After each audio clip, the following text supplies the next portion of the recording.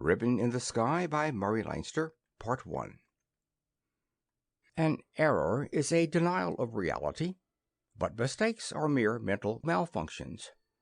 In an emergency, a mistake may be made because of the need for precipitate action. There is no time to choose the best course. Something must be done at once. More mistakes, however, are made without any such exterior pressure. One accepts the first imagined solution to a problem without examining it, either out of an urgent desire to avoid the labor of thinking, or out of impassioned reluctance to think about the matter at hand when prettier and more pleasurable other things can be contemplated. The Practice of Thinking. Fitzgerald. It turned out afterward that somebody had punched the wrong button in a computer. It was in a matter in which mistakes are not permissible.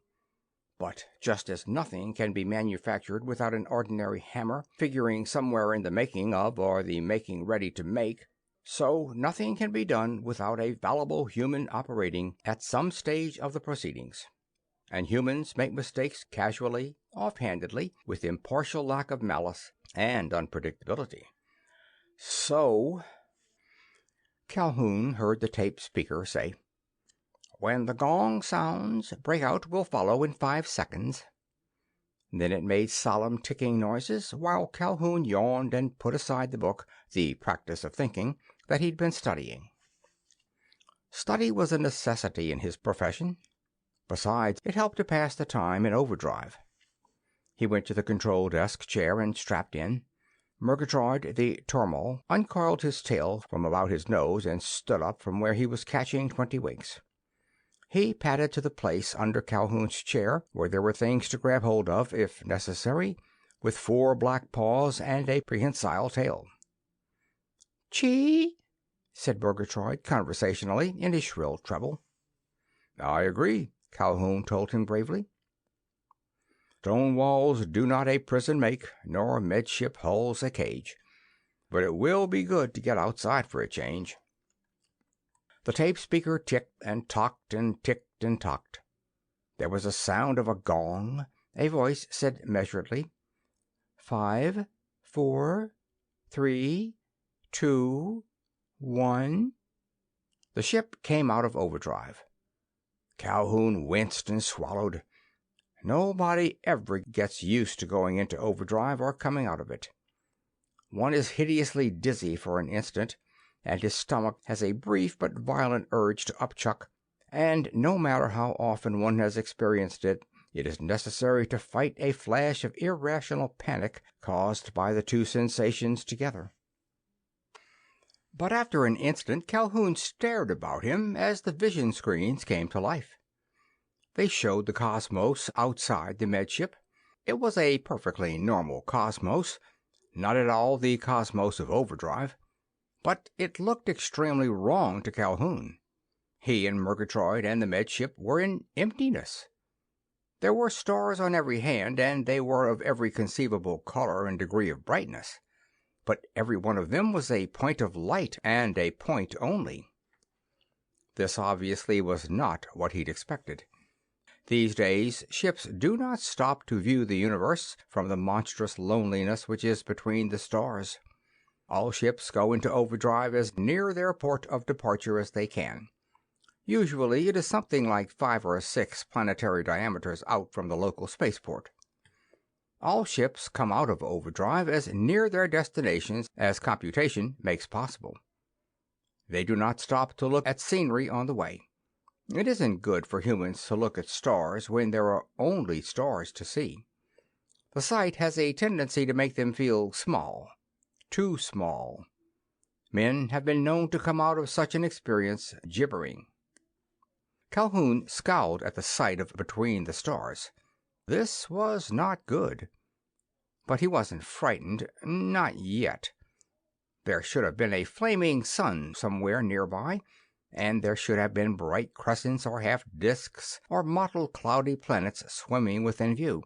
The sun should have been the star Merida, and Calhoun should land in commonplace fashion on Merida 2 and make a routine planetary health check on a settled, complacent population, and presently he should head back to Med Headquarters with a report containing absolutely nothing of importance. But he couldn't do any of these things. He was in purely empty space. It was appalling. Murgatroyd jumped up to the arm of the control chair to gaze wisely at the screens. Calhoun continued to scowl. Murgatroyd imitated him with a Tormal's fine complacency in duplicating a man's actions. What he saw meant nothing to him, of course, but he was moved to comment. "Chee!" he said shrilly. "To be sure," agreed Calhoun distastefully. "That is a very sage observation, Murgatroyd. But I deplore the situation that calls for it. Somebody's bilged on us." Murgatroyd liked to think that he was carrying on a conversation. He said zestfully, "Chee, chee, chee, chee, chee." "No doubt," conceded Calhoun, "but this is a mess. Hop down and let me try to get out of it." Murgatroyd disappointedly hopped to the floor. He watched with bright eyes as Calhoun, annoyedly, went to the emergency equipment locker and brought out the apparatus designed to take care of a state of things like this. If the situation wasn't too bad, correcting it should be simple enough. If it was too bad, it could be fatal. The average separation of stars throughout the galaxy, of course, is something like 4 or 5 light years. The distance between Sol-type stars is, on an average, very much higher, and with certain specific exceptions, habitable planets are satellites of Sol-type suns. But only a fraction of the habitable planets are colonized, and when a ship has traveled blind in overdrive for 2 months or more, its pilot cannot simply look astern and recognize his point of departure. There's too much scenery in between. Further, nobody can locate himself by the use of star maps unless he knows where something on the star map is with reference to himself, which makes a star map not always useful. But the present blunder might not be serious. If the Med ship had come out into normal space no more than 8 to 10 light years from Merida, Calhoun might identify that sun by producing parallax. He could detect relative distances for a much greater range, but it was to be hoped that his present blunder was small. He got out the camera with its 6 lenses for the 6 vision screens which showed space in all directions. He clamped it in place and painstakingly snapped a plate. In seconds he had everything above 3rd magnitude faithfully recorded in its own color, and with relative brightness expressed in the size of the dots of tint. He put the plate aside and said, "Overdrive coming, Murgatroyd." He pressed the short hop button, and there was dizziness and nausea and a flash of fear, all 3 sensations momentary. Murgatroyd said, "Chee!" in a protesting tone, but Calhoun held down the button for an accurate 5 minutes.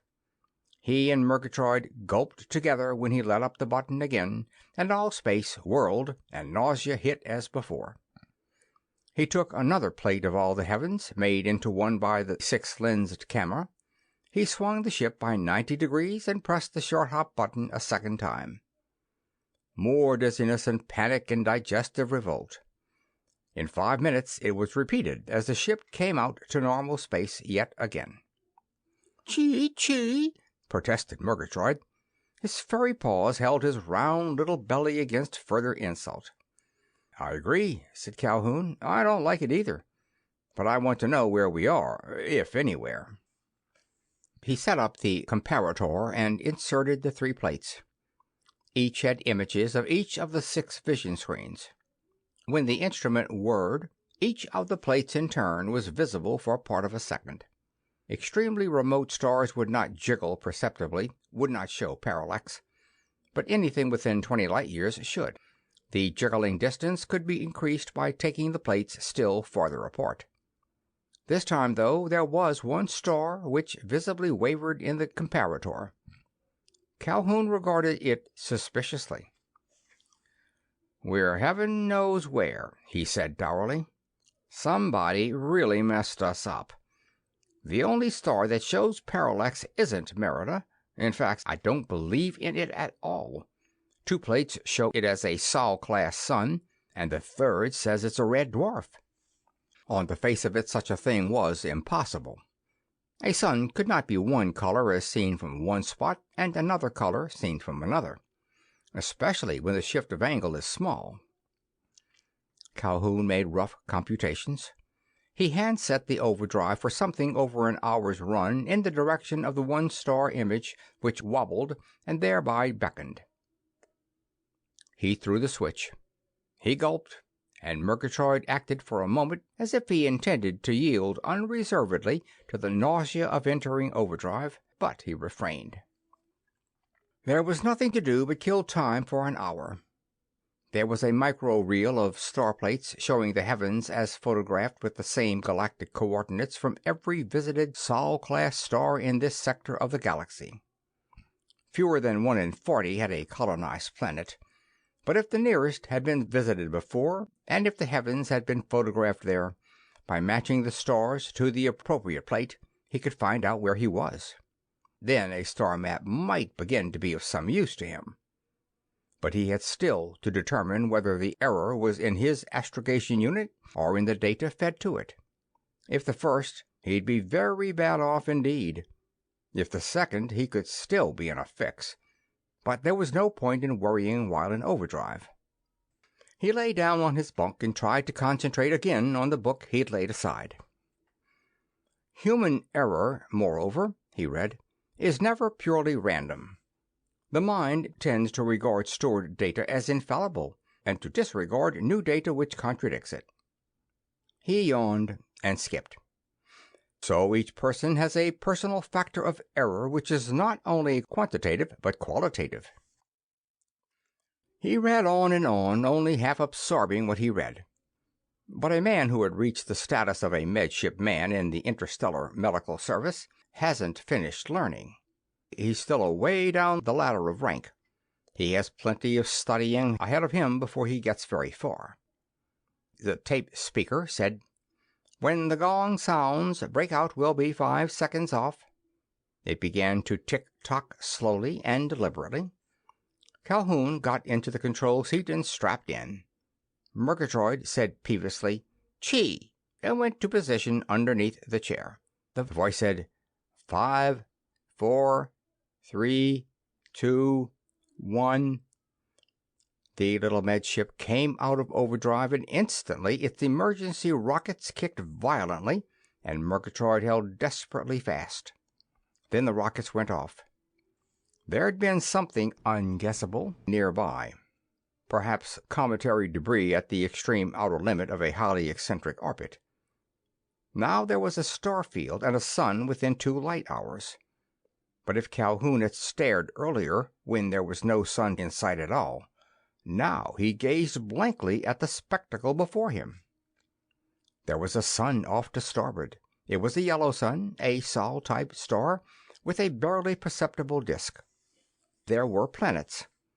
Calhoun saw immediately one gas giant near enough to be more than a point, and a sliver of light which was the crescent of another more nearly in the line toward the sun. But he gazed at a belt, a band, a ribbon of shining stuff, which was starkly out of all reason. It was a thin curtain of luminosity circling this yellow star. It was not a ring from the breakup of a satellite within Roche's limit. There were 2 quite solid planets inside it, and nearer to the star. It was a thin, wide, luminous, golden ribbon which looked like something that needed a flat iron to smooth it out. It looked something like an incandescent smoke ring.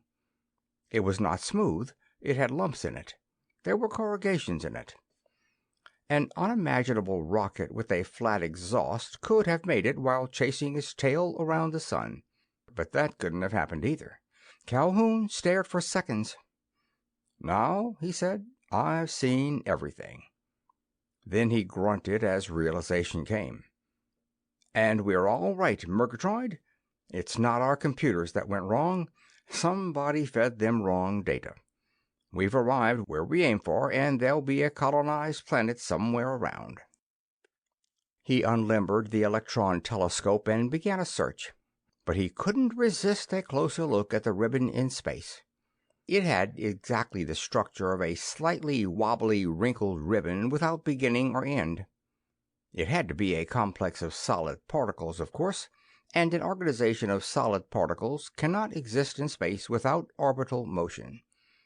But orbits would smooth out in the course of thousands of revolutions around the primary. This was not smoothed out. It was relatively new. "It's sodium dust," said Calhoun appreciatively. "Or maybe potassium. Hung out there on purpose. Particles small enough to have terrific surface and reflective power, and big enough not to be pushed out of orbit by light pressure. Clever Murgatroid. At a guess, it'd have to be put out to take care of the climate on a planet just inside it, which would be there. Let's go look." He was so absorbed in his admiration that the almost momentary overdrive hop needed for approach went nearly unnoticed. He even realized, his appreciation increasing, that this cloud of tiny particles accounted for the red dwarf appearance on one of the plates he'd taken. Light passing through widely dispersed and very small particles turns red. From one position he'd photographed through this dust cloud. The ribbon was a magnificent idea, the more magnificent because of its simplicity. It would reflect back otherwise wasted sun heat to a too-cold planet and make it warmer. There was probably only an infinitesimal actual mass of powder in the ring at that, tens or scores of tons in all, hardly more. The planet for which it had been established was the third world out. As is usual with Sol-class systems, the third planet's distance from the sun was about 120 million miles. It had ice caps covering more than two-thirds of its surface. The sprawling white fingers of glaciation marked mountain chains and highlands nearly to the equator, but from there was blue sea, and there was green vegetation in a narrow belt of tropicality. Calhoun jockeyed the Med Ship to position for a landing call. This was not Merida 2, but there should be a colony here. That glowing ribbon had not been hung out for nothing. "Med Ship Esclipus 20, he said confidently into the spacephone mic. "Calling ground. Requesting coordinates for landing. My mass is 50 tons. Repeat, 50 tons. Purpose of landing? To find out where I am and how to get where I belong." There was a clicking. Calhoun repeated the call. He heard murmurings which were not directed into the transmitter on the planet. He heard an agitated, "How long since the ship landed?" Another voice was saying fiercely, "Even if he doesn't come from 2 City or 3 City, who knows what sickness—" There was a sudden silence, as if a hand had been clapped over the microphone below. Then a long pause. Calhoun made the standard call for the third time. "Med Ship Esclipus 20, said the spacephone speakers grudgingly. "You will be allowed to land. Take position—" Calhoun blinked at the instructions he received. The coordinates were not the normal galactic ones. They gave the local time at the spaceport and the planetary latitude. He was to place himself overhead. He could do it, of course, but the instructions were unthinkable. Galactic coordinates had been used ever since Calhoun knew anything about such matters. But he acknowledged the instructions. Then the voice from the speaker said truculently, "Don't hurry. We might change our minds. And we have to figure settings for an only 50-ton ship anyhow." Calhoun's mouth dropped open. A med ship was welcome everywhere these days. The Interstellar Medical Service was one of those overworked, understaffed, kicked-around organizations which is everywhere taken for granted. Like breathable air, nobody thought to be grateful for it, but nobody was suspicious of it either. The suspicion and the weird coordinates and the ribbon in space combined to give Calhoun a highly improbable suspicion. He looked forward with great interest to this landing. He had not been ordered to land here, but he suspected that a med ship landing was a long, long time overdue. "I forgot to take star pictures," he told Murgatroyd, "but a ribbon like this would have been talked about if it had been reported before. I doubt star pictures would do us any good." The odds are my only chance to find out where we are is to ask." Then he shrugged his shoulders. "Anyhow, this won't be routine." "Chee," agreed Murgatroyd profoundly. End of Part 1.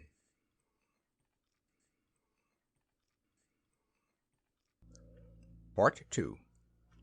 An unsolvable but urgent problem may produce in a society, as in an individual, an uncontrollable emotional tantrum, an emotional denial of the problem's existence, or purposive research for a solution. In olden days, the first reaction produced mass tantrums, then called wars. The second produced frenzied dogmatic ideologies. The third produced modern civilization. All three reactions still appear in individuals. If the first two should return to societies, such as the practice of thinking, Fitzgerald. The descent, at least, was not routine. It was nerve-wracking. The force field from the planet's giant steel landing grid reached out into space and fumbled for the med ship. That was clumsily done.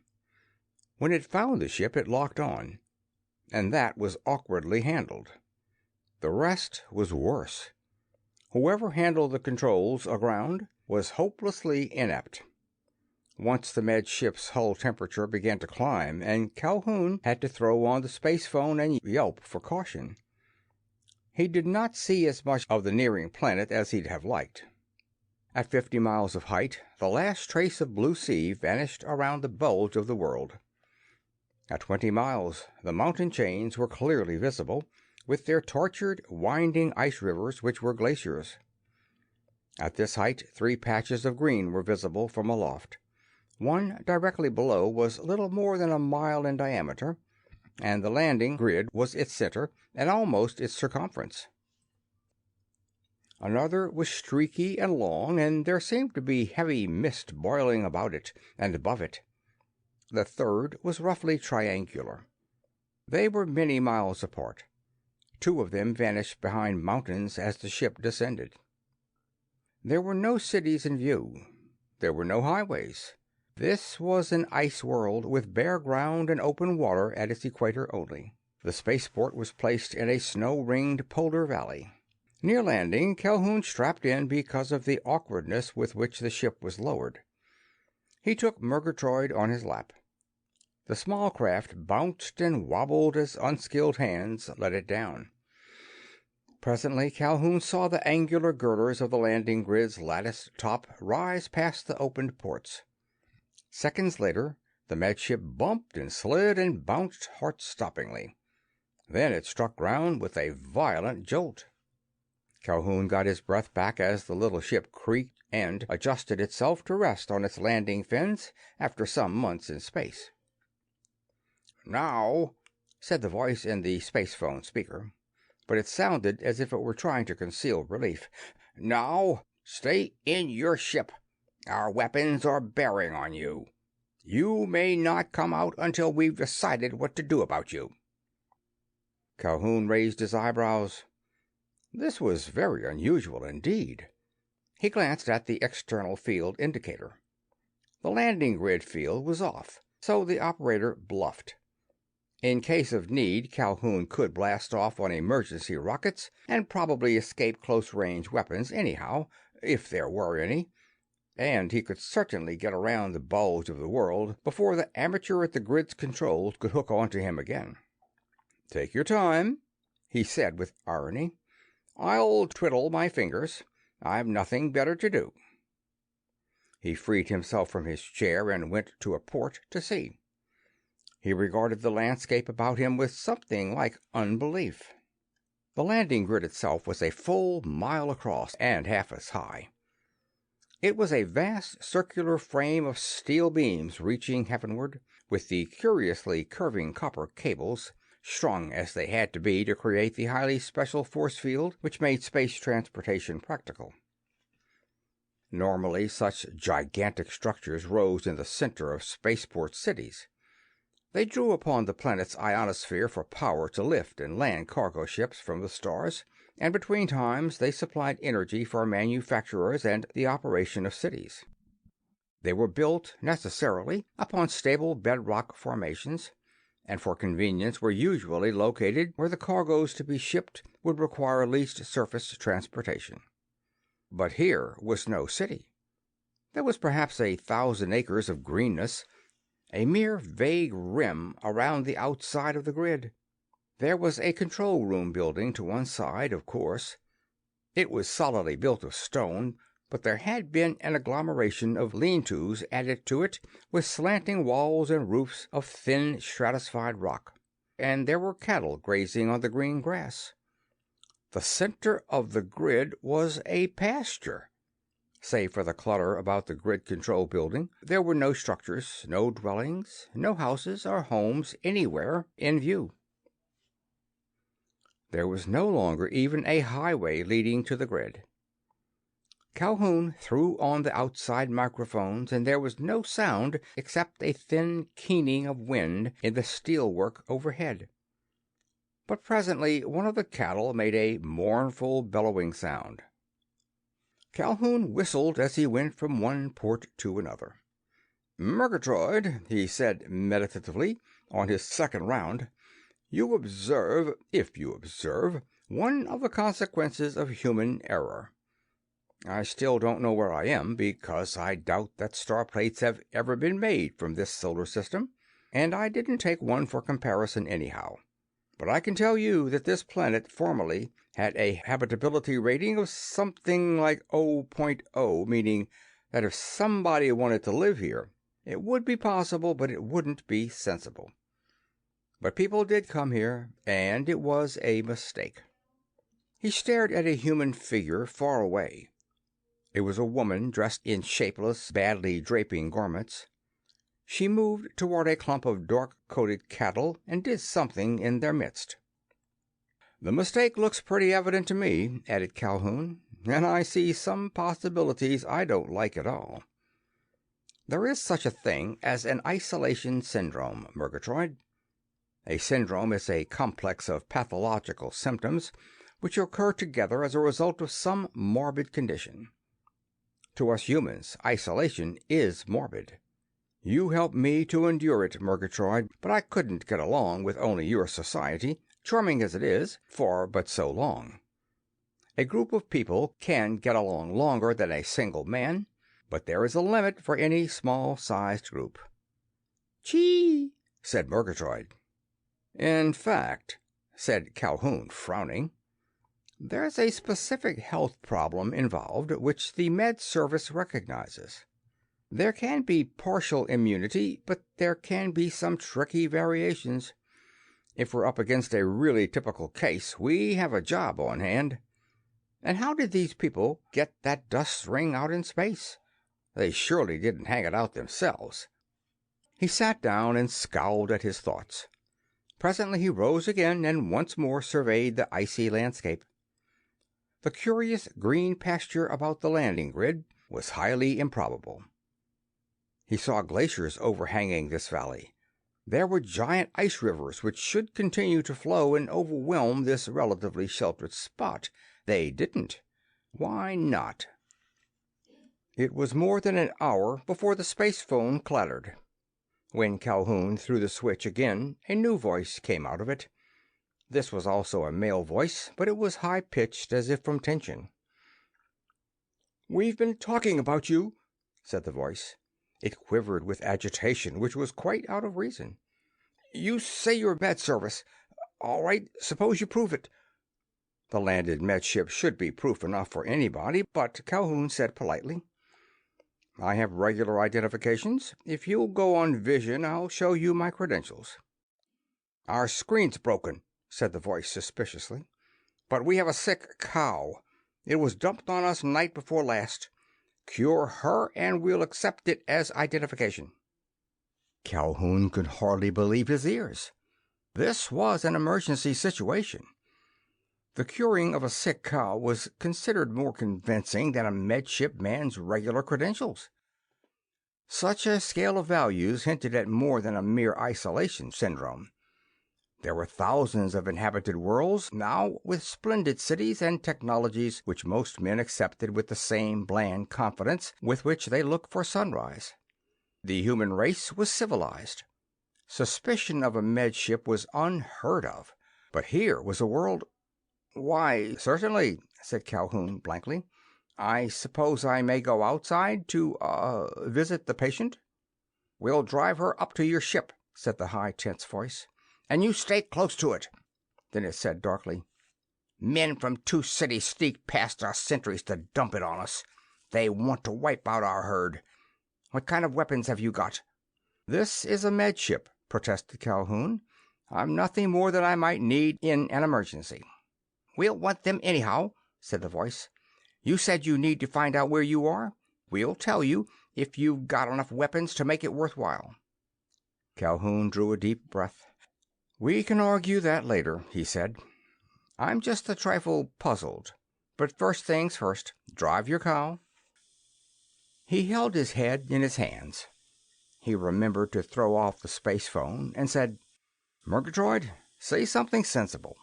I never ran into anybody quite as close to coming apart at the seams as that. Not lately. Say something rational." Murgatroyd said, "Chee?" in an inquiring tone. "Thanks," said Calhoun. "Thanks a lot." He went back to the ports to watch. He saw men come out of the peculiar agglomeration of buildings that had been piled around the grid's sturdy control building. They were clothed in cloth that was heavy and very stiff, to judge by the way it shifted with its wearer's movements. Calhoun wasn't familiar with it. The men moved stolidly, on foot, across the incredible pasture which had been a landing space for ships of space at some time or other. They reached a spot where a dark animal form rested on the ground. Calhoun hadn't noticed it particularly. Cattle, he knew, folded their legs and lay down and chewed cuds. They existed nearly everywhere that human colonies had been built. On some worlds there were other domestic animals, descended from those of Earth. Of course, there were edible plants and some wholesome animals which had no connection at all with humanity's remote ancestral home. But from the beginning, human beings had been adjusted to symbiosis with the organic life of Earth. Foodstuffs of non-terrestrial origin could supplant Earth food, of course. In some cases, Earth foods were the supplements, and local, non-terrestrial foodstuffs the staples. But human beings did not thrive on a wholly unearthly diet. The clump of slowly moving men reached the reclining cow. They pulled up stakes which surrounded her and coiled up wire or cordage which had made the stakes into a fence. They prodded the animal. Presently it lurched to its feet and swung its head about foolishly. They drove it toward the med ship. 50 yards away they stopped, and the outside microphones brought the sound of their voices muttering. By then Calhoun had seen their faces. 4 of the 6 were bearded. The other 2 were young men. On most worlds men prided themselves that they needed to shave, but few of them omitted the practice. These 6 moved hastily away, though the 2 younger ones turned often to look back. The cow, deserted, stumbled to a reclining position. It lay down, staring stupidly about. It rested its head on the ground. "I go out now, eh?" asked Calhoun mildly. "We're watching you," grated the space phone speaker. Calhoun glanced at the outside temperature indicator and added a garment. He put a blaster in his pocket. He went out the exit port. The air was bitter cold, after 2 months in a heat-metered ship, but Calhoun did not feel cold. It took him seconds to understand why. It was that the ground was warm. Radiant heat kept him comfortable, though the air was icy. Heat elements underground must draw power from somewhere, the grid's tapping of the ionosphere, and heated this pasture from underneath so forage plants could grow here. They did. The cattle fed on them. There would be hydroponic gardens somewhere else, probably underground. They would supply vegetable food in greater quantity. But in the nature of things, human beings had to have animal food in a cold climate. Calhoun went across the pasture with the frowning, snowy mountains all about. He regarded the reclining beast with an almost humorous attention. He did not know anything about the special diseases of domestic animals. He had only the knowledge required of a midshipman, but that should be adequate. The tense voice had said that this beast had been dumped to wipe out the local herd, so there would be infection and there would be some infective agent. He painstakingly took samples of blood and saliva. In a ruminant, certainly any digestive tract infection would show up in the saliva. He reflected that he did not know the normal bovine temperature, so he couldn't check it, nor the respiration. But the Interstellar Medical Service was not often called on to treat alien cows. Back in the ship, he diluted his samples and put droplets in the usual nutrient solutions. He sealed up droplets in those tiny slides which allow a culture to be examined as it grows. His microscope, of course, allowed of inspection under light of any wavelength desired, and so yielded information by the frequency of the light which gave clearest images of different features of the microorganisms. After 5 minutes of inspection, he grunted and hauled out his antibiotic stores. He added infinitesimal traces of psyllin to the culture media. In the microscope, he watched the active microscopic creatures die. He checked with the other samples. He went out to the listless, enfeebled animal. He made a wry guess as to its body weight. He used the injector. He went back to the med ship. He called on the space phone. "I think," he said politely, "that your beast will be all right in 30 hours or so. Now, how about telling me the name of this sun?" The voice said sharply, "There's a matter of weapons, too. Wait till we see how the cow does. Sunset will come in an hour. When day comes again, if the cow is better, we'll see." There was a click. The space phone cut off. Calhoun pulled out the log mic. There was already an audio record of all ship operations and communications. Now he added comments.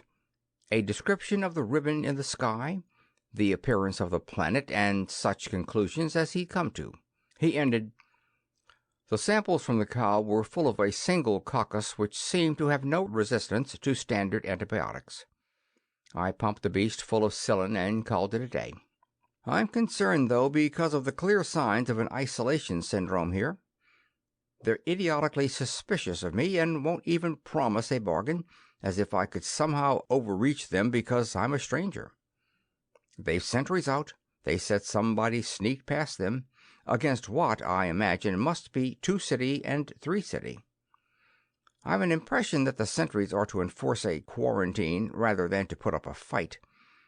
It is probable that the other communities practice the same tactics, plus biological Cold War if somebody did bring a sick cow here to infect and destroy the local herd. These people may have a landing grid, but they've an isolation syndrome, and I'm afraid there's a classic Caruso health problem in being. If that's so, it's going to be nasty." He cut off the log. The classic Caruso problem would be extremely awkward if he'd run into it. There was a legend about an individual back on old Earth who'd been left isolated on an island by shipwreck for half a lifetime. His name was given to the public health difficulties which occurred when accidental isolations occurred during the chaotic first centuries of galactic migration. There was one shipwreck to which the name was first applied. The ship was missing, and the descendants of the crew and passengers were not contacted until 3 generations had passed. Larger scale and worse cases occurred later, when colonies were established by entrepreneurs who grew rich in the establishment of the new settlements and had no interest in maintaining them. Such events could hardly happen now, of course, but even a Caruso condition was still possible in theory.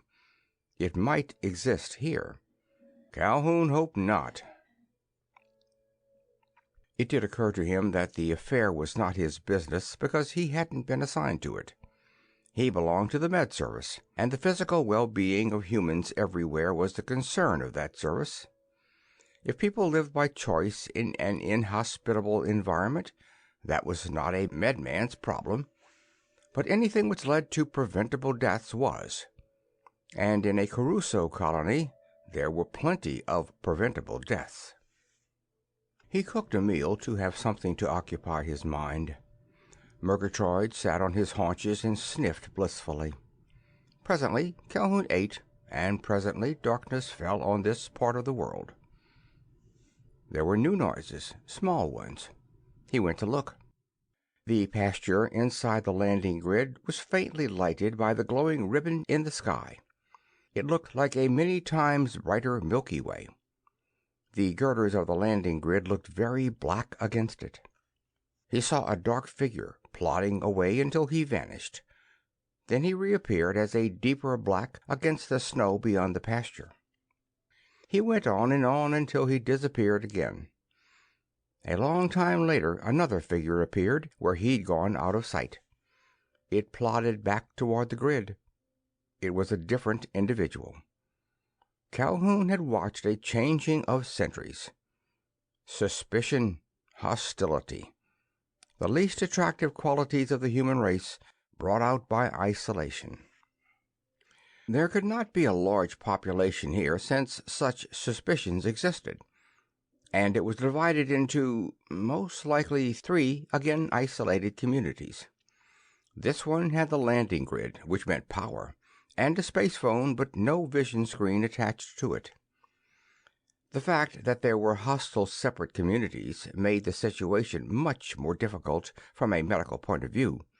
It multiplied the possible ghastly features which could exist. Murgatroyd ate until his furry belly was round as a ball, and settled to stuffed slumber with his tail curled around his nose. Calhoun tried to read, but he was restless. His own time cycle on the ship did not in the least agree with the time of daylight on this planet. He was wakeful when there was utter quiet outside. Once one of the cattle made a dismal lowing noise. Twice or 3 times he heard cracking sounds like sharp detonations from the mountains. They would be stirrings in the glaciers. He tried to study, but painstaking analysis of the methods by which human brains defeated their own ends and came up with wrong answers was not appealing. He grew horribly restless. It had been dark for hours when he heard rustling noises on the ground outside, through the microphones, of course. He turned up the amplification and made sure that a small party of men moved toward the Med-Ship. From time to time they paused, as if in caution. "Murgatroyd," he said dryly, "we are going to have visitors. They didn't give notice by space phone, so they're unauthorized." Murgatroyd blinked awake. He watched as Calhoun made sure of the blaster in his pocket and turned on the log bike. He said, "All set, Murgatroyd?" Murgatroyd said, "Chee!" in his small, shrill voice, just as a soft and urgent knock sounded on the exit lock door. It was made with bare knuckles. Calhoun grimaced and went into the lock. He undogged the door and began to open it when it was whipped from his grasp and plunging figures pushed in. They swept him back into the Med-Ship's cabin. He heard the lock door close softly. Then he faced 5 roughly, heavily clothed men who wore cloaks and mittens and hoods with cloths stretched tightly across their faces, below the eyes. He saw knives, but no blasters. A stocky figure with cold gray eyes appeared as spokesman. "You're the man who got landed today?" he said in a deep voice and with an effect of curtness. "My name's Hunt, Two City. You're a Med-Ship man?" "That's right," said Calhoun. The eyes upon him were more scared than threatening, all but the stocky man named Hunt. "I landed to find out where I was," he added. "The data card for my astrogator had been punched wrong. What—" "You know about sickness, eh?" demanded the stocky man evenly. "How to cure it and stop it?" "I'm a Med-Ship man," admitted Calhoun, "for whatever that may mean." "You're needed in Two City," said the deep-voiced Hunt. His manner was purest resolution. "We came to get you. Get your medicines. Dress warm. Load us down, if you like, with what you want to take. We've got a sleigh waiting." Calhoun felt a momentary relief. This might make his job vastly easier. When isolation and fear brings a freezing of the mind against any novelty, even hope, a medical man has his troubles. But if one community welcomed him... "Gee!" said Murgatroyd indignantly from overhead. Calhoun glanced up, and Murgatroyd glared down from a paw-hole near the ceiling. He was a peaceable animal. When there was scuffling, he got out of the way. But now he chattered angrily. The masked men looked at him fearfully, but their deep-voiced leader growled at them. "Just an animal." He swung back to Calhoun. "We got a need for you," he repeated. "We mean all right, and anything we got you can have if you want it. But you're coming with us." "Are your good intentions," asked Calhoun, "proved by your wearing masks?" "They're to keep from catching your sickness," said the deep voice impatiently. "Point to what you want us to take." Calhoun's feeling of encouragement vanished. He winced a little. The isolation syndrome was fully developed. It was a matter of faith that strangers were dangerous. All men were assumed to carry contagion. Once they'd have been believed to carry bad luck. But a regained primitiveness would still retain some trace of the culture from which it had fallen. If there were 3 settlements, as the pasture lands seen from space suggested, they would not believe in magic, but they would believe in contagion. They might have, or once have had, good reason. Anyhow, they would fanatically refrain from contact with any but their own fellow citizens. Yet there would always be troubles to excite their terrors. In groups of more than a very few, there would always be an impulse against the isolation, which seemed the only possible safety in a hostile world. The effectiveness of the counter-instinct would depend in part on communications, but the urge to exogamy can produce ghastly results in a small culture gone fanatic. "I think," said Calhoun, "that I'd better come with you. But the people here have to know I've gone. I wouldn't like them to heave my ship out to space in pure panic because I didn't answer from inside it." "Leave a writing," said Hunt's deep voice, as impatient as before. "I'll write it. Make them boil, but they don't dare follow us." "No? Think one city men," asked the stocky man scornfully, "will risk us toppling avalanches on them?" Calhoun saw. Amid mountain country in a polar zone, travel would be difficult at best. These intruders had risked much to come here for him. But they were proud of their daring. They did not believe that the folk of lesser cities, tribes, groups than theirs, had courage like theirs. Calhoun recognized it as a part of that complex of symptoms which can begin with an epidemic and end with group madness. "I'll want this and that," said Calhoun. He wouldn't risk his microscope. Antibiotics might be useful. Antiseptics, definitely. His med kit, that's all. "Your blankets," said Hunt. "You'll want them too." Calhoun shrugged. He clothed himself for the cold outside. He had a blaster in his pocket, but he casually and openly took down a blast rifle. His captors offered no objection. He shrugged again and replaced it. Starting to take it was only a test. He made a guess that this stocky leader, Hunt, might have kept his community just a little more nearly sane than the group that had set him up to the cure of a sick cow. He hoped so. "Murgatroyd," he said to the tormal, still clinging up near the control room's top, "we have a professional call to make. You'd better come along. In fact, you must." Murgatroyd came suspiciously down and then leaped to Calhoun's shoulder. He clung there, gazing distrustfully about. Calhoun realized that his captors, callers, whatever they were, stayed huddled away from every object in the cabin. They fingered nothing. But the scared eyes of most of them proved that it was not honesty which moved them to such meticulousness. It was fear of contagion. "They're uncouth, eh?" said Calhoun sardonically. But think, Murgatroyd, they may have hearts of gold. We physicians have to pretend to think so in any case. Chee, said Murgatroyd resentfully, as Calhoun moved toward the lock. End of Part 2.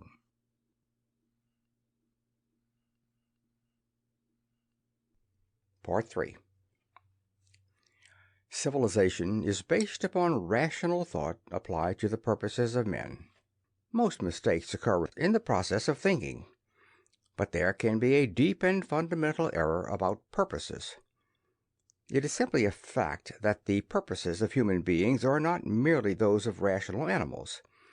It is the profoundest of errors to believe otherwise. To consider, for example, that prosperity or pleasure or even survival cannot be priced so high that their purchase is a mistake. The Practice of Thinking, Fitzgerald. There was a sheet of paper fastened outside the combination lock of the medship's exit port. It said that Calhoun had been taken away by men of Two City to tend some sick person. It said that he would be returned. The latter part might not be believed, but the medship might not be destroyed. The colony of the landing grid might try to break into it, but success was unlikely. Meanwhile, it was an odd feeling to cross the grassy pasture land with hoar-frost crunching underfoot. The grid's steel girders made a harsh lace of blackness against the sky, with its shining ribbon slashing across it. But Calhoun found himself reflecting that the underground heat applied to the 1,000-acre pasture had been regulated with discretion. There was surely power enough available from the grid to turn the area into a place of tropic warmth, in which only lush and thick-leaved vegetation would thrive. But a storm from the frigid mountain would destroy such plants. Hardy, low-growing, semi-arctic grass was the only suitable ground cover. The iciest of winds could not freeze it so long as the ground was warmed. Tonight's wind was biting. Calhoun had donned a parka of synthetic fur, on which frost could not congeal at any temperature, but he was forced to draw fur before his face and adjust heated goggles before his eyes would stop watering. Yet in the 3/4-mile trudge to the edge of the snow, his feet became almost uncomfortably warm. That, though, ended where a sleigh waited at the edge of the snow. 5 men had forced themselves inside the medship. A 6th was on guard beside the sleigh. There had been no alarm. Now the stocky man, Hunt, urged him to a seat upon the sleigh. "I'm reasonably able-bodied," said Calhoun mildly. "You don't know where we're going, or how," growled Hunt. Calhoun got on the sleigh.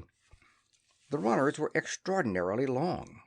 He could not see small details, but it appeared that the sleigh had been made of extreme length to bridge crevasses in a glacier. There were long, thin metal tubes to help. At the same time, it looked as if it could be made flexible to twist and turn in a narrow or obstacle-strewn path. The 6 clumsily clad men pushed it a long way, while Calhoun frowned at writing. Then Murgatroyd shivered, and Calhoun thrust him inside the parka.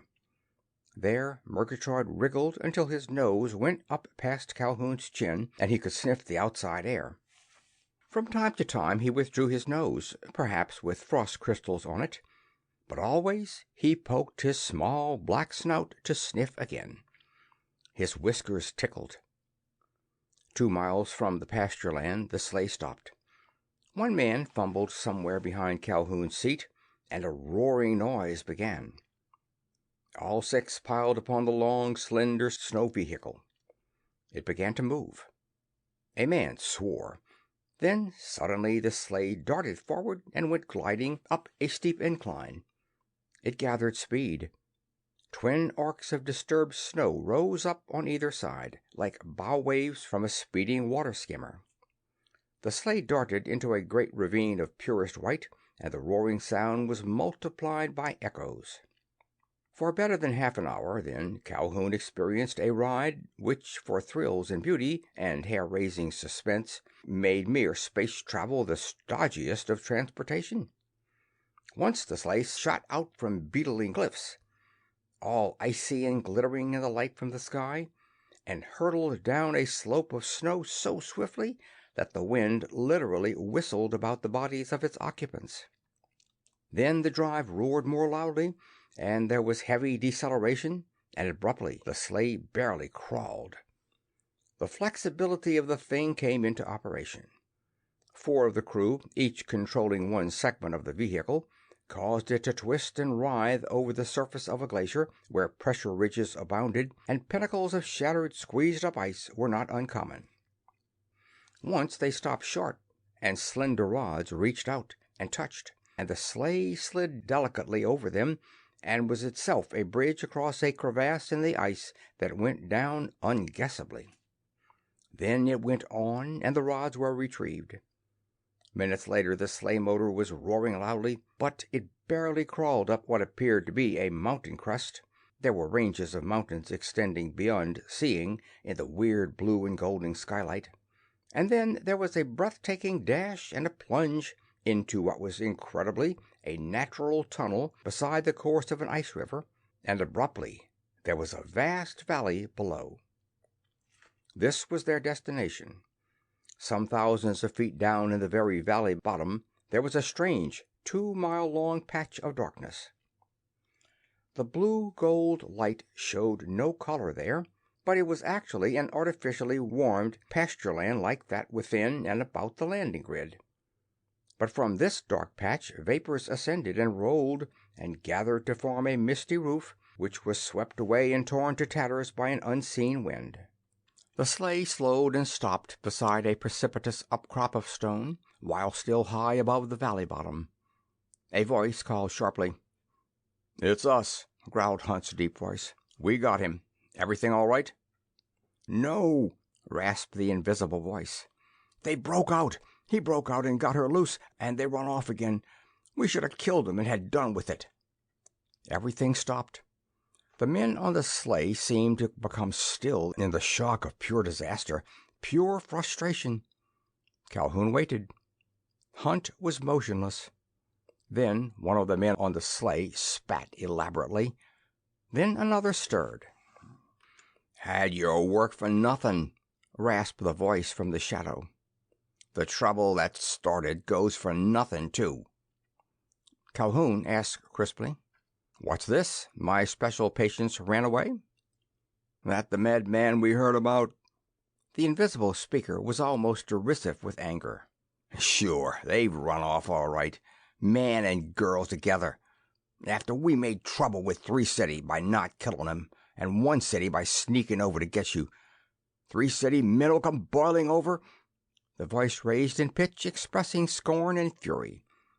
"Because they fell in love.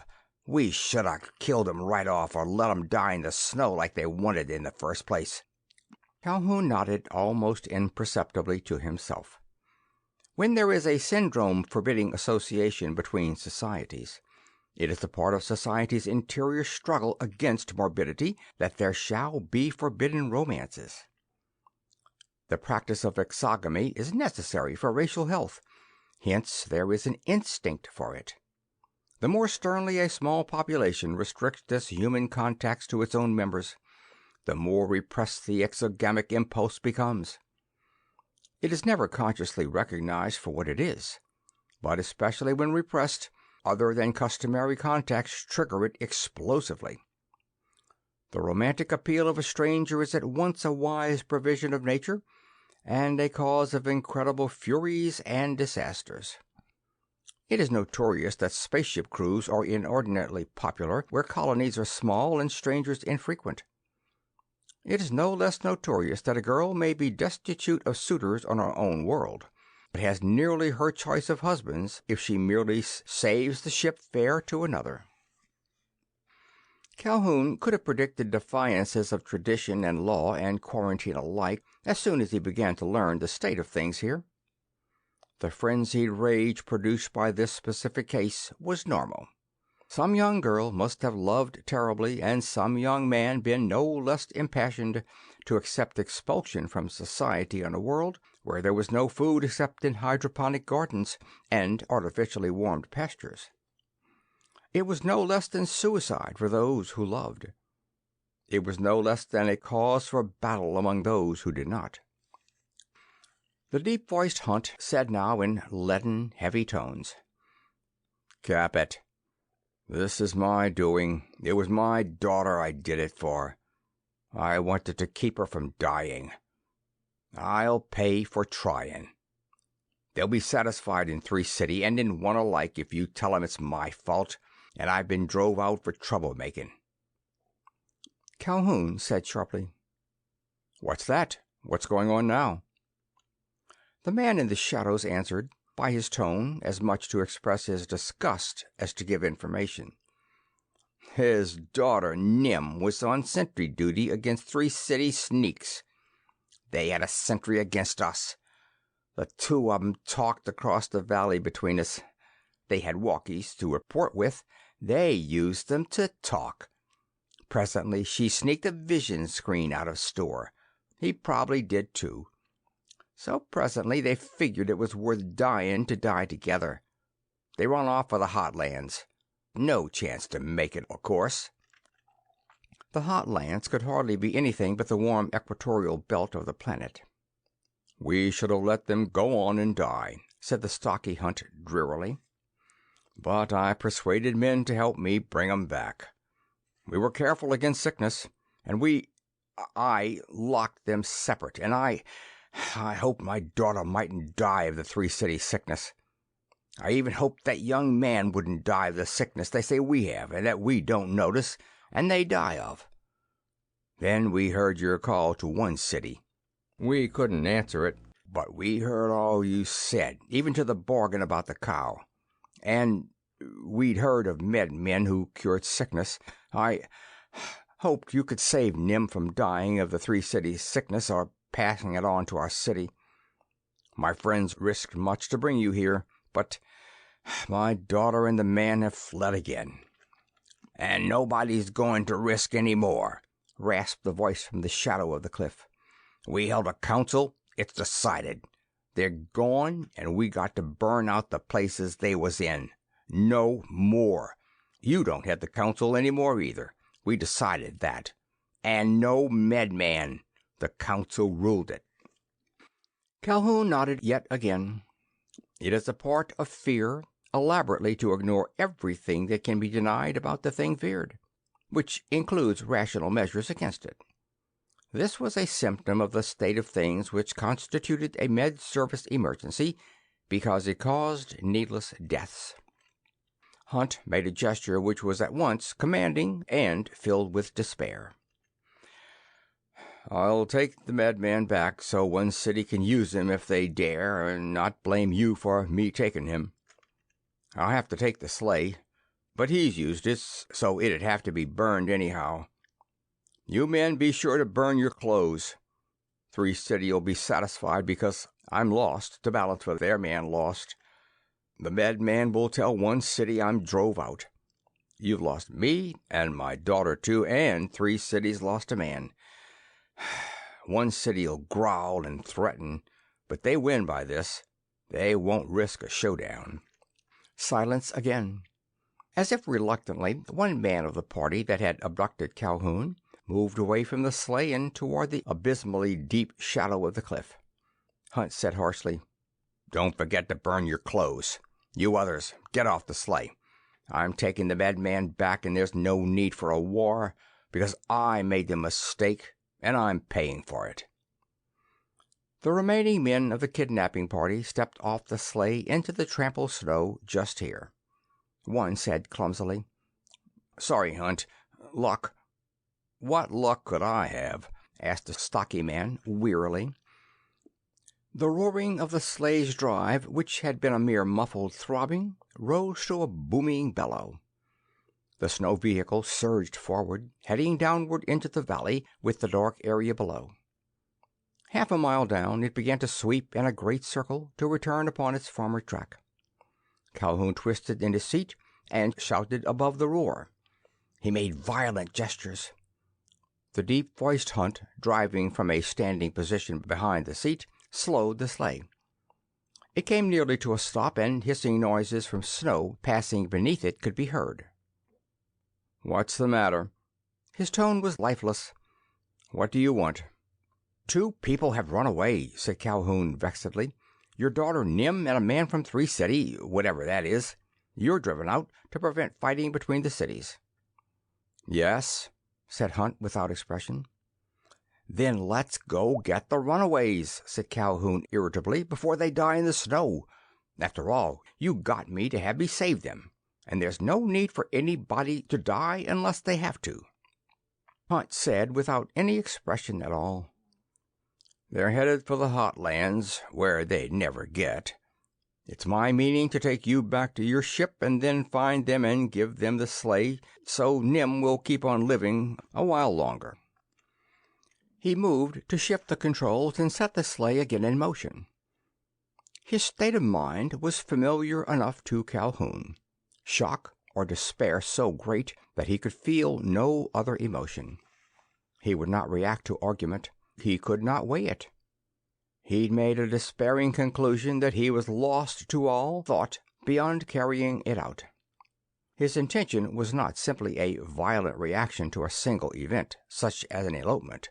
He intended desperate means by which a complex situation could be kept from becoming a catastrophe to others. 3 City had to be dealt with in this fashion, and 1 City in that, and it was requisite that he die himself, not only for his daughter, but for his community. He had resolved to go to his death for good and sufficient reasons. To get his attention to anything else, he would have to be shocked into something other than despair. Calhoun brought his hand out of his pocket. He held a blaster. He'd pocketed the weapon before he went to examine the cow. He'd had the power to stop his own abduction at any instant. But a medical man does not refuse a call for professional service. Now he pointed the blaster to one side and pressed the stud. A half-acre of snow burst into steam. It bellowed upward and went writhing away in the peculiar blue-gold glow of this world at night. "I don't want to be taken back to my ship," said Calhoun firmly. "I want to catch those runaways and do whatever's necessary so they won't die at all. The situation here has been thrown into my lap. It's a Med Service obligation to intervene in problems of public health, and there's surely a public health problem here." Murgatroyd wriggled vigorously under Calhoun's parka. He'd heard the spitting of the blaster and the roaring of exploded steam. He was disturbed. The stocky man stared. "What's that?" he demanded blankly. "You pick up—" "We're going to pick up your daughter and the man she's with," Calhoun told him crossly. "There's an isolation syndrome and what looks like a Caruso problem here. It's got to be dealt with as a matter of public health." The stocky Hunt stared at him. Calhoun's intentions were unimaginable to him. He floundered among incredible ideas. "We medics," said Calhoun, "made it necessary for men to invent interplanetary travel because we kept people from dying and the population on old Earth got too large. Then we made interstellar travel necessary because we continued to keep people from dying and one solar system wasn't big enough.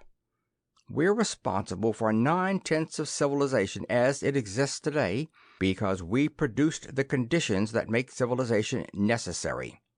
And since on this planet civilization is going downhill and people are dying without necessity, I have the plain obligation to stop it.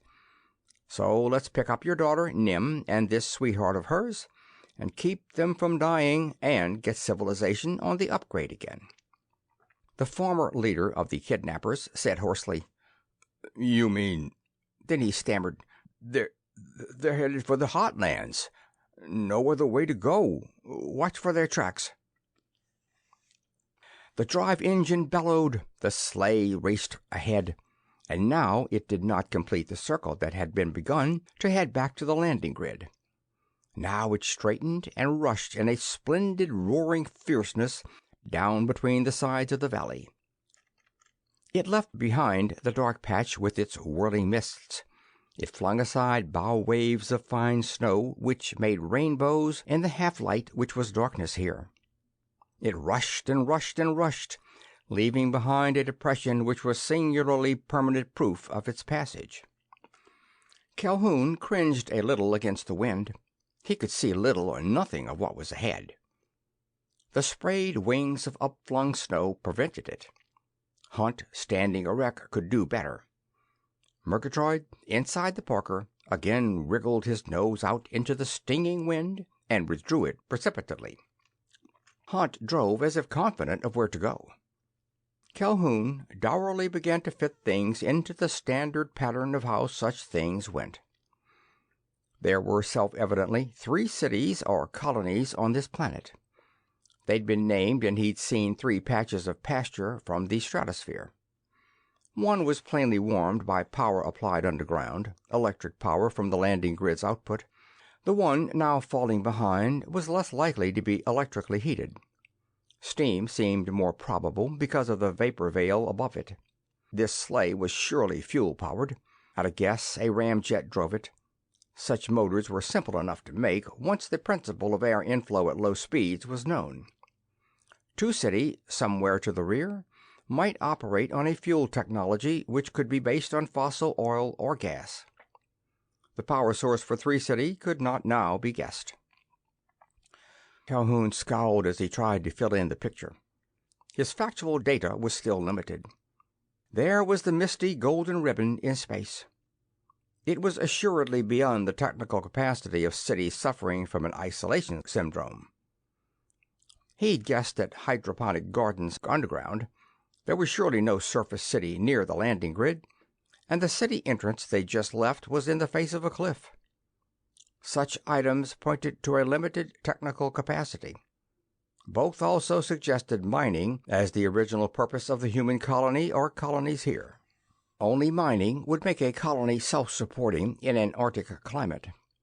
This world could have been colonized to secure rare metals from it. There could be a pipeline from an oil field or a gas well field near a landing grid.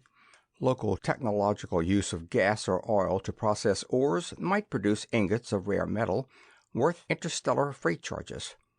One could even guess that metal reduced by heat chemistry could be transported in oil suspension over terrain and under conditions when other forms of surface transportation were impractical. If the colony began as a unit of that sort, it would require only very occasional visits of spacecraft to carry away its products. It could be a company planet, colonized and maintained by a single interstellar corporation.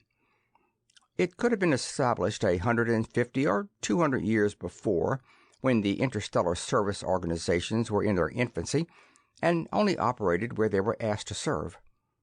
Such a colony might not even be on record in the medical service files, and that would account for everything.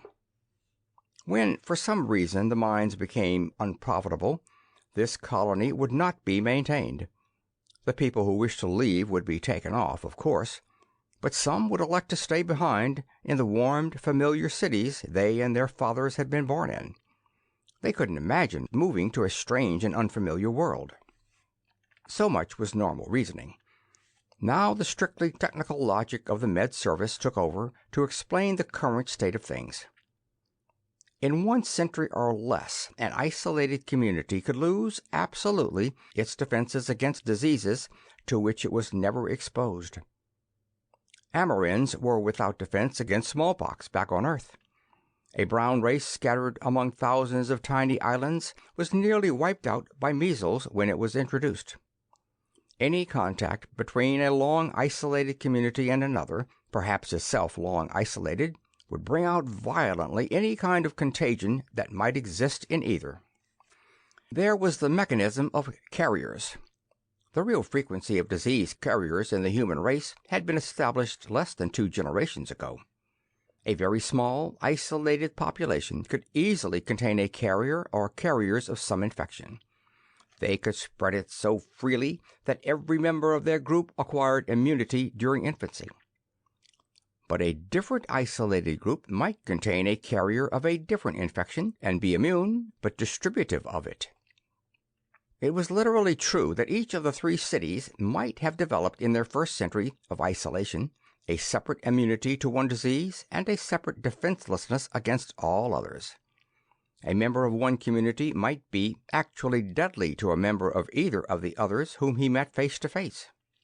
With icy wind blowing upon him as the sleigh rushed on, Calhoun wryly realized that all this was wholly familiar. It was taught nowadays that something of the sort had caused the ancient primitive human belief that women were perilous to men, and a man must exercise great precaution to avoid evil mana emanating from his prospective bride. When wives were acquired by capture and all human communities were small and fiercely self-isolated, why, each unsanitary tribal group might easily acquire a condition like that assumed in cities 1, 2, and 3.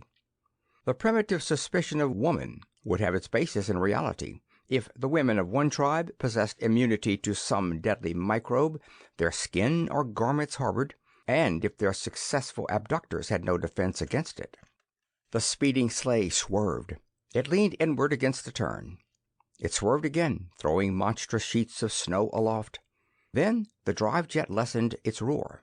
The shimmering bow waves ceased. The sleigh slowed to a mere headlong glide. "Their trail!" Hunt cried in Calhoun's ear. Calhoun saw depressions in the snow. There were 2 sets of pear-shaped dents in the otherwise virgin surface. 2 man-beings, wearing oblong frames on their feet, crisscrossed with cordage to support them atop the snow, trudged ahead there through the gold-blue night. Calhoun knew exactly what had happened. He could make the modifications the local situation imposed upon a standard pattern and reconstitute a complete experience leading up to now. A girl in heavy, clumsy garments had mounted guard in a 2-city sentry post above a snow-filled mountain valley. There were long, bitter cold hours of watching in which nothing whatever happened. Eternal snows seemed eternally the same, and there was little in life but monotony. But she'd known that across the valley there was another lonely watcher from an alien city, the touch of whose hand or even whose breath would mean sickness and death. She'd have mused upon the strangeness that protected her in this loneliness, because her touch or her breath would be contagion upon him too. She'd have begun by feeling a vague dread of the other sentry. But presently, perhaps there came a furtive call on the walkie frequency used by sentries for communication with their own cities. Very probably she did not answer at first, but she might listen. And she would hear a young man's voice filled with curiosity about the sentry who watched as he did. There'd come a day when she'd answer shyly, and there would be relief and a certain fascination in talking to someone so much like herself, but so alien and so deadly. Of course, there could be no harm in talking to someone who would flee from actual face-to-face contact as desperately as herself. They might come to joke about their mutual dangerousness. They might even find it amusing that cities which dared not meet should hate. There'd come a vast curiosity to see each other. They discussed that frankly, because what possible evil could come if 2 persons were deadly to each other should they actually approach? Then there'd come a time when they looked at each other breathlessly in vision screens they'd secretly stolen from their separate cities' stores. There could be no harm. They were only curious. But she would see someone at once infinitely strange but utterly dear, and he would see someone lovely beyond the girls of his own city. Then they would regret the alienness which made them perilous to each other. Then they would resent it fiercely. They'd end by denying it. So, across the wide valley of eternal snow, there would travel whispers of desperate rebellion, and then firmly resolute murmurings, and then what seemed the most obvious of truths, that it would be much more satisfactory to die together than to live apart. And insane plannings would follow, arrangements by which 2 trembling young folk would secretly meet and flee. Toward the hot lands, to be sure, but without any belief that the days before death, while they were together, were more precious than the lifetimes they would give up to secure them. Calhoun could see all this very clearly, and he assured himself that he regarded it with ironic detachment.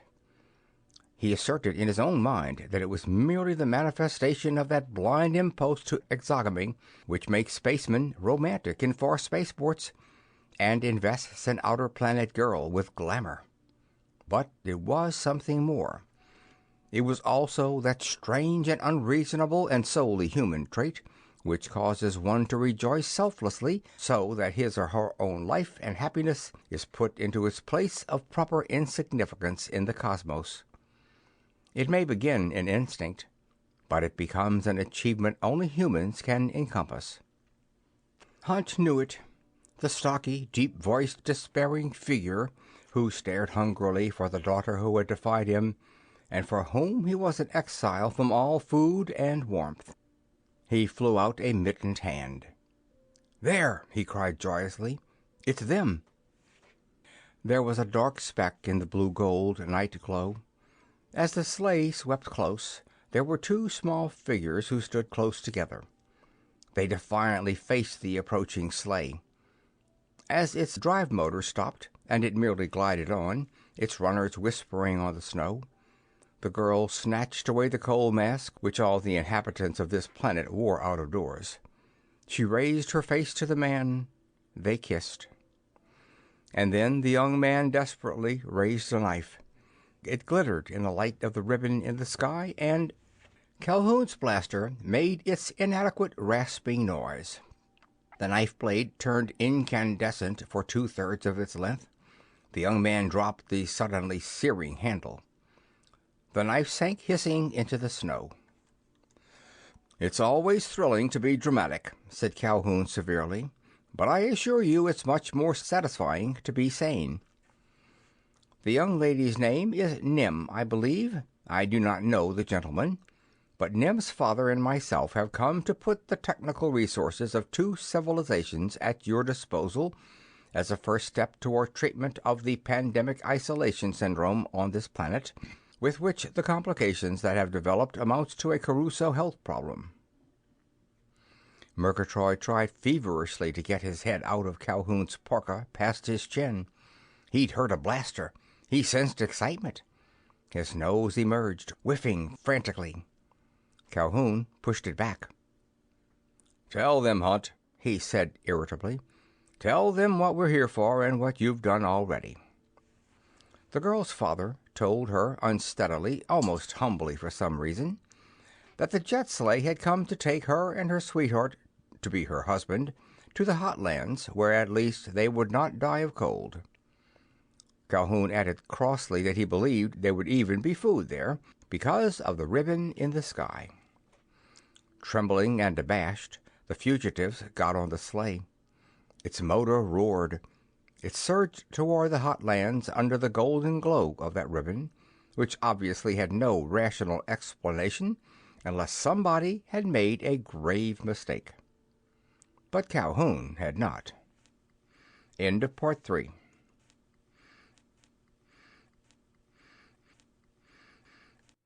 Part 4. An action is normally the result of a thought. Since we cannot retract an action, we tend to feel that we cannot retract the thought which produced it. In effect, we cling desperately to our mistakes. In order to change our views, we have commonly to be forced to act upon new thoughts, so urgent and so necessary that without disowning our former mistaken ideas, we can abandon them tactfully, without saying anything to anybody, even ourselves. The practice of thinking. Fitzgerald. Murgatroyd came down a tree with his cheek pouches bulged with nuts. Calhoun inserted a finger, and Murgatroyd readily permitted him to remove and examine the results of his scramble aloft. Calhoun grunted. Murgatroyd did have other and more useful abilities in the service of public health, but right here and now his delicate digestion was extremely convenient. His stomach worked so much like a human's that anything Murgatroyd ate was safe for Calhoun to an incredible degree of probability. And Murgatroyd ate nothing that disagreed with him. Instead of "Physician, heal thyself," Calhoun observed. It's amounted to physician, feed thyself since we got past the frost line, Murgatroyd. I am gratified.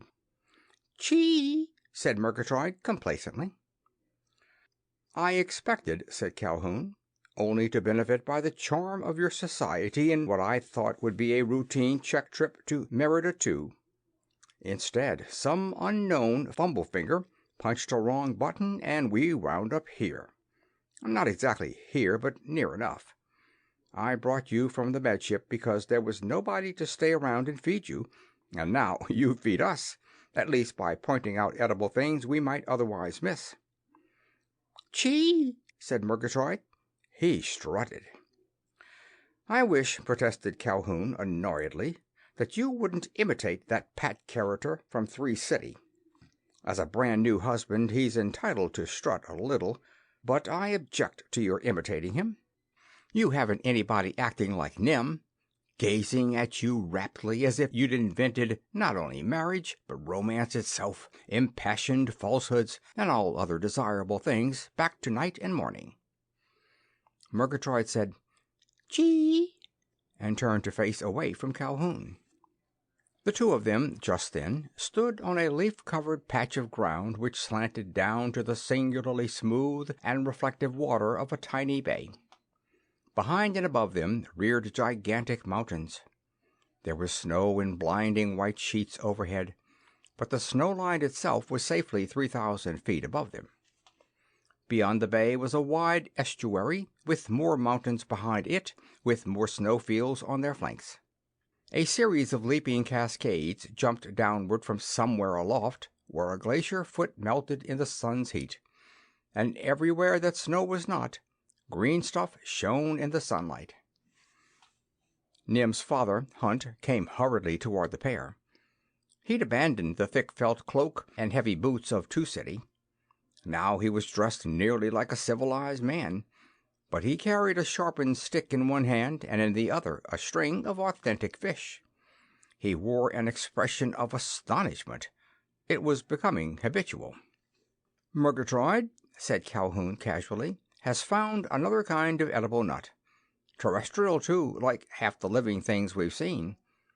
Only stuff crowding the glaciers seems to be native. The rest originated on Earth and was brought here some time or other. Hunt nodded. He seemed to find some difficulty in speaking. I've been talking to Pat, he said at last. The son-in-law, observed Calhoun, who has to thank you not only for your daughter and his life, but for your public career in Two City, which qualified you to perform a marriage ceremony. I hope he was respectful. Hunt made an impatient gesture. He says, he protested, that you haven't done anything either to Nim or to him to keep them from dying. Calhoun nodded. That's true. But they should die. Nim should die of the Three City sickness, and Three City people have always said that we had a sickness too that did not harm us, but they died of. Which, agreed Calhoun, is undoubtedly historical fact. Its current value is that of one factor in an isolation syndrome, and consequently a complicating factor in the Caruso health problem here. I've let Nim and Pat go untreated to prove it. I think there's only a sort of mass hypochondria based on strictly accurate tradition, which would be normal. Hunt shook his head. I don't understand, he protested helplessly.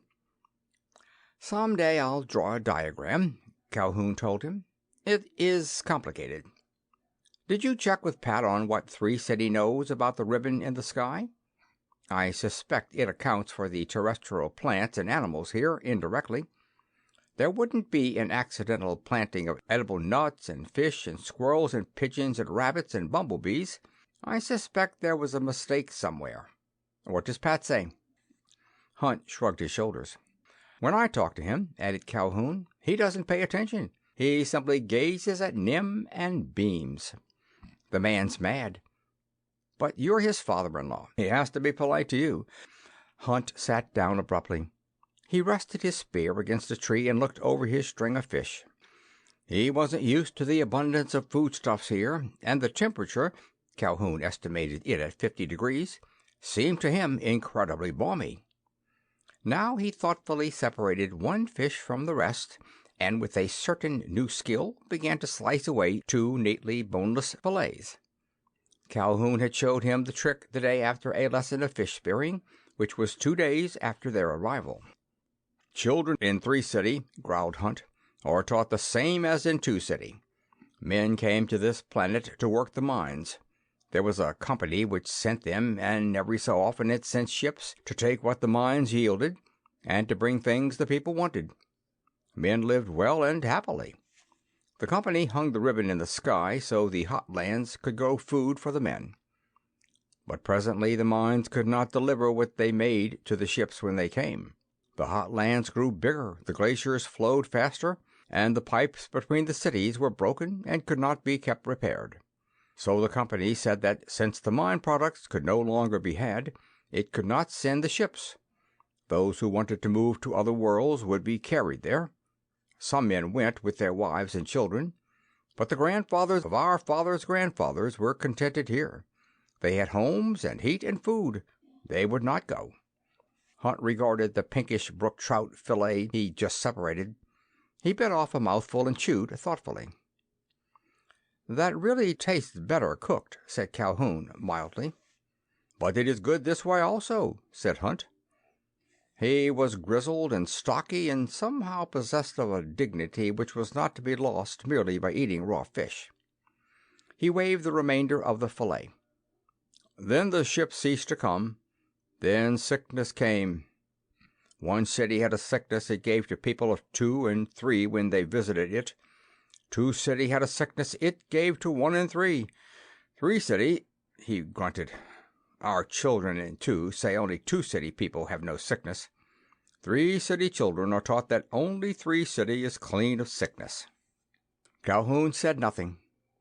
Murgatroyd tried to gnaw open one of the nuts he'd brought down from the tree. Calhoun took it and another and struck them together. Both cracked. He gave them to Murgatroyd, who ate them with great satisfaction. Hunt looked up suddenly. "Pat did not give a 3 City sickness to Nim," he observed, "so our thinking was wrong. And Nim has not given a 2 City sickness to him. His thinking was wrong." Calhoun said meditatively, "It's tricky. But sickness can be kept by a carrier, just as you people have believed of other cities. A carrier has a sickness but does not know it. People around the carrier have the sickness on their bodies or their clothing from the carrier. They distribute it. Soon everybody is used to the sickness. They are immune. They cannot know it. But somebody from another city can come, and they are not used to the sickness, and they become ill and die." Hunt considered shrewdly. "Because the sickness is on clothing? From the carrier?" Calhoun nodded. "Different carriers have different sicknesses. So one carrier in 1 city might have one disease, and all the people in 1 city became used to it while they were babies, became immune. There would be another carrier with another sickness in 2 City, a third in 3 City. In each city they were used to their own sickness." "That is it," said Hunt, nodding. "But why is Pat not dying? Or Nim? Why do you do nothing to keep them alive?" "Suppose," said Calhoun, "the carrier of a sickness dies. What happens?" Hunt bit again and chewed. Suddenly he choked. He sputtered. "There is no sickness to spread on the clothing. The people no longer have it to give to strangers who are not used to it. The babies do not get used to it while they are little. There is no longer a 1 City sickness or a 2 City sickness or a 3. "There is," said Calhoun, "only a profound belief in them. You had it. Everybody else still has it. And the cities are isolated and put out sentries because they believe in what used to be true. And people like Nim and Pat run away in the snow and die of it. There is much death because of it. You would have died of it." Hunt chewed and swallowed. Then he grinned. "Now what?" His deep voice was quaintly respectful to Calhoun, so much younger than himself. "I like this. We are not fools to believe because it was true. But we are fools if we still believe, because it is not true any more. How can we make people understand, Calhoun? You tell me. I can handle people when they are not afraid. I can make them do what I think wise, when they are not afraid. But when they fear... When they fear, said Calhoun dryly, they want a stranger to tell them what to do. You came for me, remember? You are a stranger to 1 city and 3 city. Pat is a stranger to 2 city. If the cities become really afraid... Hunt grunted. He watched Calhoun intently, and Calhoun was peculiarly reminded of the elected president of a highly cultured planet, who had exactly that completely intent way of looking at one. "Go on," said Hunt. "How frighten them into this?" He waved his hand about. Calhoun, his tone very dry indeed, told him. Words would not be enough. Threats would not be enough. Promises would not be enough. But rabbits and pigeons and squirrels and fish that were frozen like other human food, and piles of edible nuts, they would not be enough either, by themselves. But an isolation syndrome is a neurotic condition, and a Crusoe problem amounts to neurotic hypochondria. You can do it, you and Pat. Hunt grimaced. I hate the cold now, but I will do it. After all, if I am to have grandchildren, there should be other children for them to play with. And we will take you back to your ship. You will, said Calhoun. By the way, what is the name of this planet, anyhow? Hunt told him. Calhoun slipped across the pasture inside the landing grid and examined the ship from the outside. There had been batterings, but the door had not been opened. In the light of the ribbon in the sky, he could see, too, that the ground was trampled down, but only at a respectful distance. 1 city was disturbed about the Med-Ship, but it did not know what to do, so long as nothing happened from it. He was working the combination lock door when something hopped low down and near him. He jumped, and Murgatroyd said, "Chee!" Then Calhoun realized what had startled him. He finished the unlocking of the port. He went in and closed the port behind him. The air inside seemed curiously dead after so long a time outside. He flipped on the outside microphones and heard tiny patterings. He heard mildly resentful cooings. He grinned. When morning came, the people of 1 city would find their pasture land inhabited by small snowshoe rabbits and small and bush-tailed squirrels and fluttering pigeons. They would react as 2 city and 3 city had already done, with panic. And panic would inevitably call up the notion of the most feared thing in their lives, sickness. The most feared thing is always a rare thing, of course. One cannot fear a frequent thing, because one either dies of it or comes to take it for granted. Fear is always of the rare or non-existent. 1 city would be filled with fear of sickness. And sickness would come. Hunt would call them, presently, on a walkie-talkie communicator. He would express deep concern because, so he'd say, new domestic animals intended for 2 city had been dumped on 1 city pasture land.